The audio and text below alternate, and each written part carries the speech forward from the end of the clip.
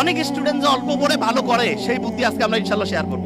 এবং হাফেজ যে হয় মানুষ, অল্প ব্রেন, মাথায় কিছু থাকে না, কোরআন পড়তে গেলে সে শিখে ফেলছে। আল্লাহ কোরআনের মধ্যে এমন একটা অসাধারণ সামঞ্জস্যপূর্ণ শৈলী দিয়েছেন, ব্রেইনের মধ্যে ওই ওয়েভটা তৈরি হয়, ওই তরঙ্গটা তৈরি হয়, যেই তরঙ্গ তৈরি হইলে পরে পড়া লং টার্ম মেমোরি সেন্টারে রিজার্ভ হয়। 20 মিনিটে দেখবো অন্য সময়ের 1.5-2 ঘন্টার পড়া হয়ে গেছে। ব্রেইনের মধ্যে মোটা দাগে 5টা ওয়েভ আছে, মোটা দাগে 5টা ওয়েভ। 5টা ওয়েভের মধ্যে একটা ওয়েভ আছে সবচাইতে স্টুডেন্টের জন্য প্রয়োজনীয় ওয়েভ। এবং যে কোনো স্টুডেন্ট যে বুদ্ধিমান, সে চিন্তা করতেছে ওই ওয়েভটা যদি আমি তৈরি করতে পারি ব্রেইনে, আর তারপরে যদি আমি পড়ি 1 ঘন্টায় 3-4 ঘন্টা পড়া হবে। এইটা তৈরি করার 2টা বুদ্ধি। একটা হচ্ছে ন্যাচারালি ব্রেইনের মধ্যে ওই ওয়েভটা তৈরি করা যায়, যেটা তৈরি করলে পরে অল্প একটু পড়লেই পড়া শর্ট টার্ম থেকে লং টার্ম মেমোরি সেন্টারে রিজার্ভ হওয়ার যে প্রক্রিয়াটা, এটা ফাস্ট হবে। আরেকটা আছে আর্টিফিশিয়ালি মানে আমরা নিজেরা চাইলে পরে ব্রেইনের মধ্যে ওই ওয়েভটা তৈরি করতে পারবো। বেশিরভাগ জনের মাথায় আসতেছে যে আসলে ওই ওয়েভটার নাম কি, ঠিক না? 100% তাই তো আসার কথা, যে ওই ওয়েভটার নাম কি, যে সবচেয়ে দামি ওয়েভ যেটা আমাদের দরকার, ওই ওয়েভটা আসলে তৈরি হয় কিভাবে? আর ওই ওয়েভটা আমরা ন্যাচারালি তো তৈরি হলে তো আলহামদুলিল্লাহ, আর্টিফিশিয়ালি যদি তৈরি করতে পারি তাহলে সেটার সিস্টেমটা কি হবে, তাহলে স্টুডেন্ট ভালো হয়ে যাবে। একটা জিনিস, এবং আজকে আমরা যা যা আমি বলছি আমার কিন্তু খেয়াল আছে এবং গরিব আছে, আমি কিন্তু ধরবো র্যান্ডম। ব্রেইনের মধ্যে ওয়েভ কয়টা? 5টা। সবচেয়ে ভালো আছে একটা ওয়েভ, যেই ওয়েভটা থাকলে পরে পড়া দ্রুত শর্ট টার্ম থেকে লং টার্ম মেমোরি সেন্টারে যাবে এবং পড়াটা সহজে আয়ত্তে আসবে। এই ওয়েভটা ইংরেজির প্রথম বর্ণের নাম কি? এ দিয়ে শুরু, আলফা ওয়েভ। কি নাম? Alpha wave. এবং আলফা ওয়েভ এটা যখন ব্রেইনে তৈরি হয়, প্রতি মুহূর্তে 8টা থেকে 12টা, প্রতি সেকেন্ডে 8টা থেকে 12টা ঢেউ চলে। কয়টা? 8টা থেকে 12টা। এখন অনেকে বলতে পারে যে ভাইয়া ব্রেইনের মধ্যে যদি জলোচ্ছ্বাস হয়, যে খুব ঢেউ বাড়তেছে, তাইলে কি হবে? তাহলে যেটা হয় সেটার নাম হচ্ছে গামা ওয়েভ। কি নাম? Gamma wave. ওই সময় প্রতি সেকেন্ডে ব্রেইনে 40টারও বেশি, 60টা পর্যন্ত ঢেউ উঠতে পারে। বেশি ঢেউ উঠলে পরে ব্রেইনে যা রাখতেছি সব ভাষায় নিয়ে চলে যাবে, ব্রেইনে আর রিজার্ভ হবে না কিছু। এই জন্য ব্রেইনে রিজার্ভ করার জন্য আমাদের আলফা ওয়েভ রাখতে হবে। Alpha wave. কারণ প্রশ্ন হলো আলফা ওয়েভ ব্রেইনে ন্যাচারালি কখন তৈরি হয় সেটা আগে বলি। মুহাম্মদ সাল্লাল্লাহু আলাইহি ওয়াসাল্লাম যে বলছে যে রাতের এশার নামাজের পরে উনি কোনো মিটিং, কোনো মিছিল কিছু রাখতো না, কোনো কথা নাই, স্ট্রেট বেড, সোজা সজি ঘুম, আর্লি উনি ঘুমাইতো। আমাদের ডক্টরদের মধ্যে অনেকের লাইফস্টাইল খুবই খারাপ, যত বড় অফিসার লাইফস্টাইল তত খারাপ। কয় যে লেট নাইট প্রোগ্রাম, শয়তানি প্রোগ্রামের অন্য আরেকটা নাম, believe me. Late night programme, কিসের লেট নাইট? যা হবে আর্লি। এবং ঠিক এশার নামাজের পরে যদি আমরা ঘুমাই তাহলে ইনশাআল্লাহ আমাদের ব্রেইনের মধ্যে একটা সুপার ক্লক আল্লাহ বসায় রাখছে, হাইপোথ্যালামাসের মধ্যে আছে, টিক টিক টিক টিক করে চলতেছে। ওর কোনো টাইম দেখা লাগে না, অটোমেটেড অ্যালার্ম সেটআপ করা আছে, অ্যালার্ম বাইরে থেকে ঘড়িতে দেওয়া লাগবে না। কেউ যদি এশার নামাজের পরে ইনশাআল্লাহ ঘুমায় যায়, ভোর 3টা, 3:30, 4টার মধ্যে ঘুম থেকে উঠবে। কিন্তু ইন্টারেস্টিং পয়েন্টটা ওই জায়গায় না। ইন্টারেস্টিং পয়েন্টটা হচ্ছে বেশিরভাগ স্টুডেন্ট বলে যে আমি রাতে ঘুমাইলাম 12টায়, সকালে উঠলাম 7টা, 7 ঘন্টা তো আমি ঘুমাইলাম। আর একজন ঘুমাচ্ছে রাত 9টায়, সে উঠলো ভোর 4টায়, সেও 7 ঘন্টা। তো অনেকের মাথায় আসে যে 7 ঘন্টা ঘুমাইলেই হয়েছে, কখন ঘুমাই টাইম তো 7 ঘন্টায় হয়েছে, ব্রেন বোধহয় ঠিকভাবেই কাজ করতেছে। নো, এটা ভয়ঙ্কর একটা মিস্টেক, ভয়ঙ্কর। ব্রেনটা রিচার্জ হওয়ার জন্য সবচাইতে দামি প্রসিজার, যতগুলো পদ্ধতি আল্লাহ দিয়েছে তার মধ্যে নাম্বার 1 হচ্ছে ঘুম। এখন ঘুমের মধ্যে ব্রেনটা চার্জ হয়, কিন্তু চার্জিং এর সিস্টেমের মধ্যে একটু আল্লাহ টেকনিক লাগাই দিছে। ব্রেইনের মধ্যে যে হাইপোথ্যালামাসের মধ্যে যে মাস্টার ক্লকটা আছে, সে চার্জিং সিস্টেমটা ঘন্টায় ঘন্টায় চেঞ্জ করে। মানে এটা কি একটু এক্সাম্পল দেই। ধরা যাক কেউ রাত ঠিক 9টায় ঘুমাইছে, ব্রেন চার্জ শুরু হয়েছে, ওই সময় সে চার্জিং পয়েন্টের মধ্যে যে চার্জারটা লাগায় রাখছে সেইটার প্রতি মুহূর্তে চার্জিং ক্যাপাসিটি 100 ওয়াট। কত ওয়াট? 100। এরকম করে 7 ঘন্টায় তাহলে কত ওয়াট চার্জ হবে? 700। কেউ যখন রাত 12টায় ঘুমাইতে গেছে, 12টা থেকে 3টা, এই সময় প্রতি ঘন্টায় তার চার্জিং হবে 100 ইউনিট করে। কত? 3টার পর 4টা পর্যন্ত 50 ইউনিট করে। কত? 4টার পর ফজরের সময়, যে সময় শয়তান আসি কয় আরো ঘুমা, ওই সময় চার্জিং 20 ওয়াট। কয় ওয়াট? 20 ওয়াট। অনেক ছেলে মেয়ে আছে কয় আমি মাগরিবের সময় আমার দিন শুরু, ফজরের পরে আমার রাতের ঘুম শুরু। মানে রাতে সে ঘুমাইতে যায় ফজরের পরে, এবং সে বলে যে আমি 8-9 ঘন্টা ঘুমাই। আর্লি মর্নিং ফজরের নামাজের পরে ওই সময় চার্জ হচ্ছে 10 ওয়াট। কয় ওয়াট? 10 ওয়াটে সে যদি 10 ঘন্টা ঘুমায়, চার্জ কত ওয়াট হবে? আর আর্লি ঈশান নামাজের পরে 1 ঘন্টায় কত ওয়াট? 100। যে কাউকে যদি আমি বলি যে 100 টাকা একটা দিব আর একটা $100 দিব, কোনটা নিব? মূর্খ কবে ভাই আমার ডলার লাগবে, ঠিক না? তাহলে যারা বুদ্ধিমান বুদ্ধিমতী তারা রাতে আর্লি ঘুমাবে নাকি ফজরের সময় ঘুমাবে? আর্লি ঘুমাইলে কি ডলার পাবো না টাকা পাবো? 100 ওয়াট করে প্রতি মুহূর্তে চার্জিং হবে। এখন অনেকের মাথায় একটা প্রশ্ন আসে যে ভাই এটা কিভাবে কাজ করে, কারণটা কি? আল্লাহ ওই যে ঘড়ি হাইপোথ্যালামাসের মধ্যে বসায় রাখছে, সেইখানে ঘুমের মধ্যে দুইটা ভাগ করছে। একটা হচ্ছে ডিপ স্লিপ, কি নাম?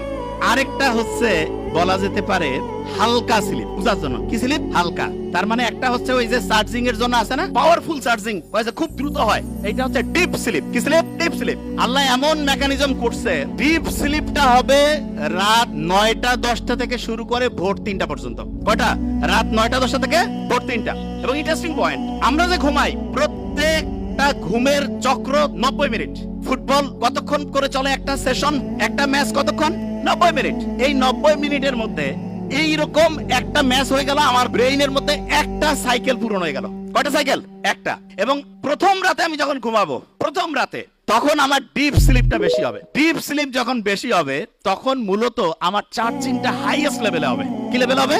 হাইয়েস্ট লেভেলে। আচ্ছা, যে জায়গায় আমি ছিলাম, প্রত্যেক স্টুডেন্টের মধ্যে যে প্রশ্নটা আসছে, আমরা তাহলে ঘুমাবো ঠিক এশার নামাজের পরে, তাহলে আমাদের ব্রেইনের চার্জিংটা হবে 100 ওয়াটের। আচ্ছা, পড়ার ক্ষেত্রে মোস্ট ইম্পর্টেন্ট, ব্রেইনে কোন ওয়েভ দরকার? Alpha wave. ন্যাচারালি আলফা ওয়েভটা আমি পাবো আর্লি মর্নিং। আর্লি মর্নিং মানে হতে পারে ভোর 4টা 5টা থেকে সকাল 8টা 9টা। এই সময়ে ব্রেইনে আলফা ওয়েভ থাকে এবং আলফা ওয়েভের ঢেউ প্রত্যেক মুহূর্তে 8 থেকে কত? 8 থেকে 12। এই সময় 1 ঘন্টায় যে পড়া হবে, দিনের অন্য সময় যখন ব্রেইনে আলফা ওয়েভ নাই, ওই সময় ওই 1 ঘন্টার পড়া পড়তে 4-5 ঘন্টা লাগবে। তার মানে হচ্ছে একটা মুসলমান স্টুডেন্ট বা যে কোনো, সে যে ধর্মেরই হোক, কারণ ব্রেইন সবার জন্য সেম ওয়েতে কাজ করবে। আল্লাহ সবার জন্য কিছু জিনিস ইউনিভার্সাল করে দিয়েছেন। একটা ব্রেইনের মধ্যে আলফা ওয়েভ তৈরি করে যখন স্টুডেন্ট পড়তে থাকবে, তখন দেখা যাবে যে সেই স্টুডেন্ট 1 ঘন্টা পড়লে পড়ে 4-5 ঘন্টার পড়া তার ব্রেইনের শর্ট টার্ম থেকে long term memory centre reserve হওয়ার প্রক্রিয়া গতিশীল হবে। তার মানে যেই স্টুডেন্ট আর্লি মর্নিং পড়বে সে আলফা ওয়েভ পাচ্ছে এবং তার পড়ার গতি খুব দ্রুত হচ্ছে।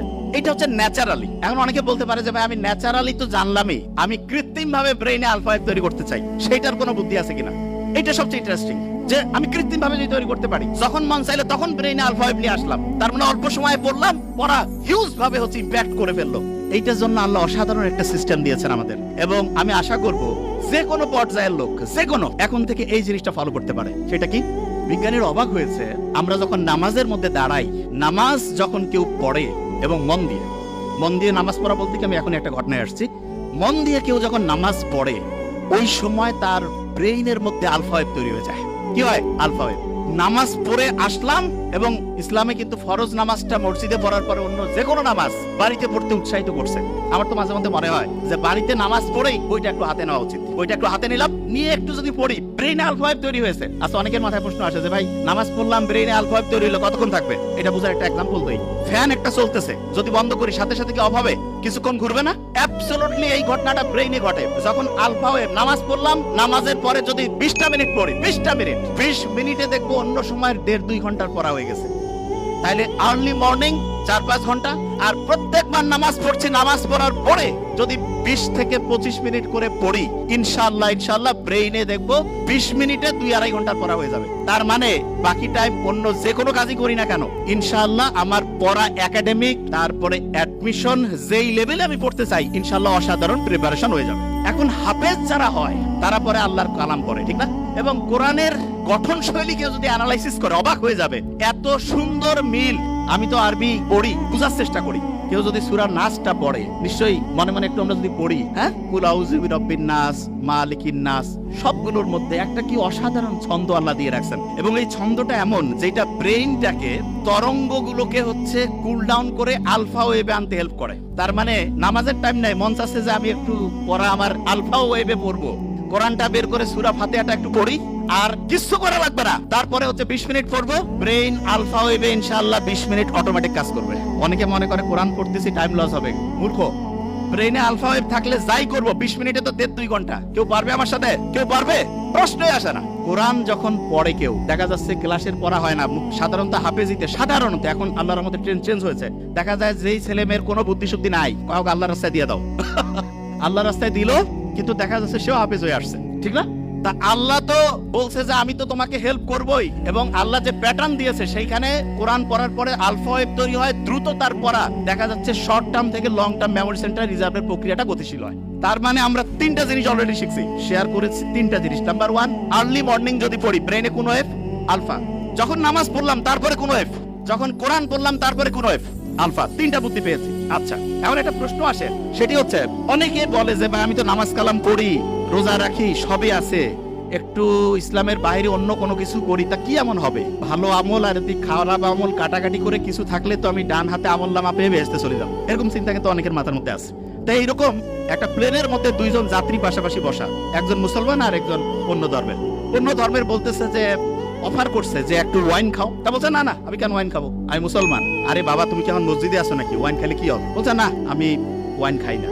তখন যে ওয়াইন অফার করতেছে সে বলতেছে যে তোমাদের যে কি ধর্ম রে বাবা, গির্জায় গেলে আমরা ওয়াইন খাই না, তোমরা আবার মসজিদ না বাড়ি না, একটু ফ্লাইটের মধ্যে একটু রিল্যাক্স করবা তবু ওয়াইন খাবা না, ব্যাপারটা কি? তখন পাশে বসা যে মুসলমান সে বলতেছে যে এই গাড়ি মানে ফ্লাইটে তো যে এটার যে চালক তিনি কিন্তু খ্রিস্টান। বলছে খ্রিস্টান, ইউরোপের ঘটনা। তা বলতে চাচ্ছ ওনাকে যদি এখন মদ খাওয়ানো হয় তুমি কি জানার পরে এই ফ্লাইটে যাবা? না আমি কেন যাবো, বা কেন যাবা না? বলছে উনি তো এখন ডিউটিতে আছে, ডিউটিতে কেন হচ্ছে মদ খাবে? তখন ওই মুসলমান বলতেছে যে আমাদের মুসলমানের টোটাল জীবনটাই হচ্ছে অন ডিউটি, পড়া, বিয়া শাদী, কথা বলা, কথা শোনা, যা কিছু আছে অন ডিউটি। বিলিভ মি, এটাই সবচেয়ে সত্যি কথা। অনেকে আমরা মনে করি কি মসজিদের মধ্যে যাবো ওই সময় আল্লাহ আল্লাহ করবো, আল্লাহ আল্লাহ তো অবশ্যই করবো, কিন্তু আল্লাহ প্র্যাকটিক্যাল জিনিসটা সবচেয়ে বেশি পছন্দ করেন, সবচাইতে বেশি পছন্দ করেন প্র্যাকটিক্যাল। এবং আল্লাহর কাছে যখন আমরা দোয়া করি রাব্বানা আতিনা ফিদ দুনিয়া, দুনিয়াও লাগবে আখিরাতও, হ্যাঁ, তবে দুনিয়া পাইতে গিয়ে যাতে আখিরাত ধ্বংস না করি, এইটা খুব গুরুত্বপূর্ণ। নিশ্চয়ই বাদশা সোলাইমানের ঘটনা আমরা জানি। বাদশা সোলাইমান ওনাকে একবার এসে বলতেছে যে তুমি কি দুনিয়া চাও না আখিরাত চাও? তো উনি খুব বুদ্ধিমান, আল্লাহ নবী সম্ভবত, আমার এটা আবার বাদশা সোলাইমান, হ্যাঁ দাউদ আলাইহিস সালামের সম্ভবত সন্তান, আমি যতদূর আমার মাথায় আসে। তা উনি বলতেছে বুদ্ধি করে চিন্তা করে যে না আমি আখিরাত চাই। তা বললো তুমি আখিরাত চাও, দুনিয়া তোমাকে খুশি হয়ে দিয়ে দিলাম। তার মানে কেউ যদি আখিরাতে চিন্তা করে, অনেকে চিন্তা করে আখিরাতে চিন্তা করলে দুনিয়া ধ্বংস হয়ে যাবে, কমপ্লিটলি মিস্টেক।